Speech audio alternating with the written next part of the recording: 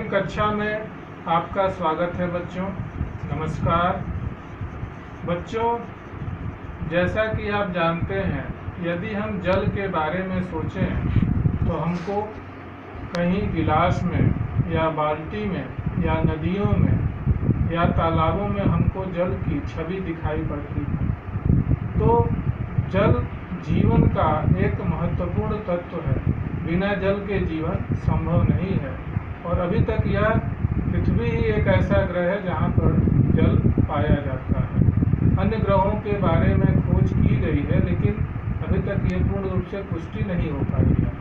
बच्चों, जल को जब हम गर्म करते हैं तो वह भाप के रूप में बदल जाता है।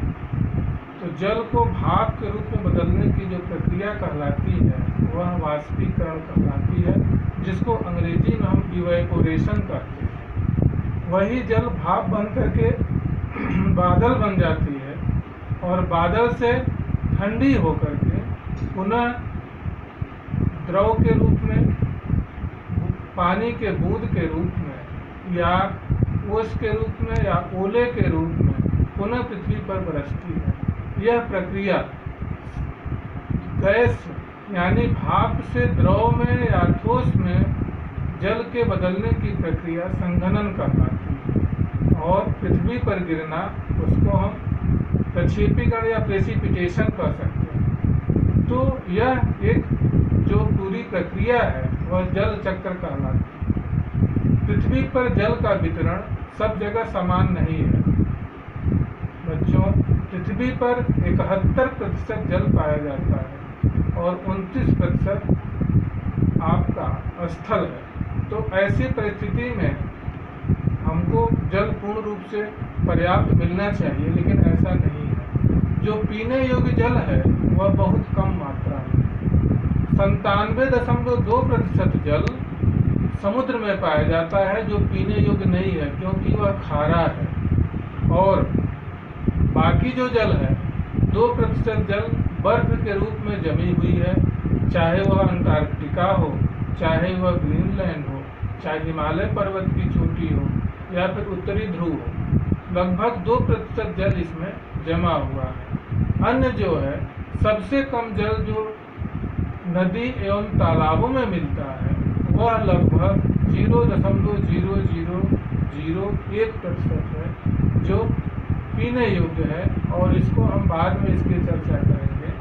तो पहले हम यह बताना चाहते हैं कि जल के कमी के कारण हम 22 मार्च को विश्व जल दिवस मनाते हैं। और बच्चों, हम जानते हैं कि समुद्र में कई तरह के ज्वार भाटाएं आती हैं। ऐसा क्यों होता है? समुद्र तो गहरा है, फिर भी समुद्र में लहरें क्यों उठती हैं? क्योंकि आप देख पा रहे हैं, ये देखिए आप, जैसा कि आप देख पा रहे हैं, यह सूर्य है और यह पृथ्वी है। सूर्य के चारों ओर पृथ्वी ऐसे चक्कर लगाती है, ठीक है, लेकिन पृथ्वी का चक्कर चंद्रमा भी लगाती है। तो बच्चों, जैसा कि आप देख पा रहे हैं कि ऐसा इसलिए होता है जब सूर्य और पृथ्वी के बीच चंद्रमा आ जाती है, दोनों एक सीध में होते हैं, या चंद्रमा इस तरफ सीध में आती है, तो सूर्य का गुरुत्वाकर्षण और चंद्रमा का गुरुत्वाकर्षण समुद्र की जलों को गुरुत्वाकर्षण शक्ति के कारण उसको खींचता है, जिसके कारण समुद्र में बृहत ज्वार, बड़ी बड़ी लहरें आते हैं, जिनको हम बृहत ज्वार कहते हैं।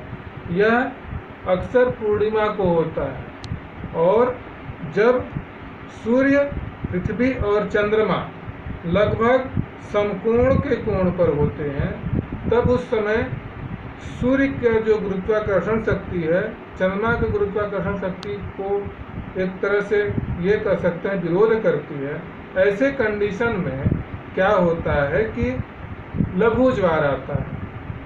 तो बृहत ज्वार और लघु ज्वार, दो तरह के ज्वार आते हैं।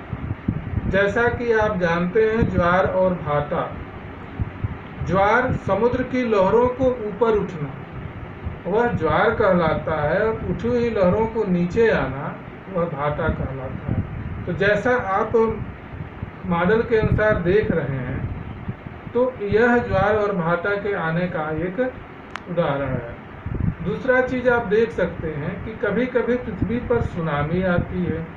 सन 2004 में एक बहुत बड़ी पृथ्वी पर सुनामी आई थी, जो भारत, इंडोनेशिया और श्रीलंका के तटीय क्षेत्रों को बहुत नुकसान पहुंचा था। उसमें हुआ क्या था कि भारत जो भी है, पृथ्वी कई 7 प्लेटों से मिलकर के बना होता है।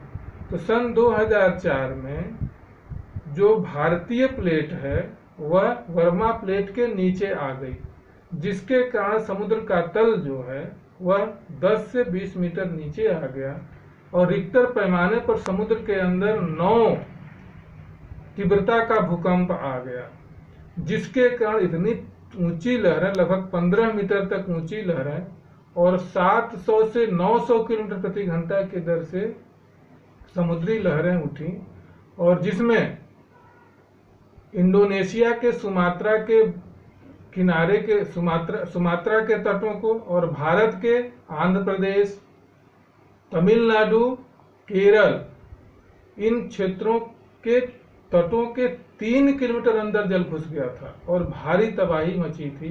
10,000 लगभग लोग मारे गए थे।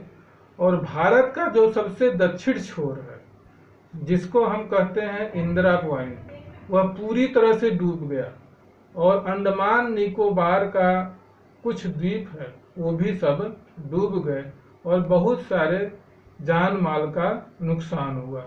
तो इस तरह से बच्चों हमारा सुनामी अब तक रिकॉर्ड जो किया गया है वह 150 मीटर ऊंची लहरों का, समुद्र की लहरों का रिकॉर्ड किया हुआ है। तो इस तरह से ज्वार और भाटा आते हैं और सुनामी आती है। अगर ऐसे आमतौर पर देखा जाए तो सुनामी की चेतावनी 3 घंटा पहले दी जा सकती है, लेकिन प्रशांत महासागर में ऐसे तकनीकी यंत्र लगाए गए हैं जहां 3 घंटे पहले सूचना दी जा सकती है, जबकि हिंद महासागर जो भारत के दक्षिण में स्थित है, जैसा कि भारत के दक्षिण में जो स्थित है वहां पर यह तकनीकी यंत्र नहीं लगाया गया है और प्रशांत महासागर में सुनामी हिंद महासागर की अपेक्षा अधिक आती है। इसलिए ऐसा अनुमान लगाया गया है।